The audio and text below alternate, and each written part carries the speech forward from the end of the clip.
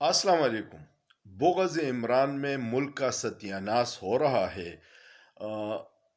बदतरीन महंगाई, बेरोज़गारी, आटे की लाइनों में अवाम का खड़े रहना और पेट्रोल की कीमतों में होशरुबा इजाफ़ा, ये पीडीएम के नाअहल जो लीडरान है, ये तो अपने घरों में छुप जाएंगे या लंदन भाग जाएंगे।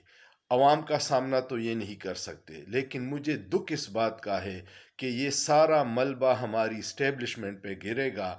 और जब भी अवाम और फ़ौज में फ़ासला बढ़ता है, ये मुल्क की सलामती के लिए इंतहाई ख़तरनाक है।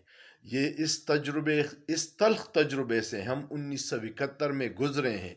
अल्लाह न करे, अल्लाह न करे, अल्लाह न करे कि दोबारा हमें किसी सानहे का सामना करना पड़े। मत कीजिएगा। अवाम के नुमाइंदों, हकीकी नुमाइंदों को हुकूमत दीजिएगा, इलेक्शन कराइएगा। यही वाहिद हल है पाकिस्तान को आगे ले जाने की।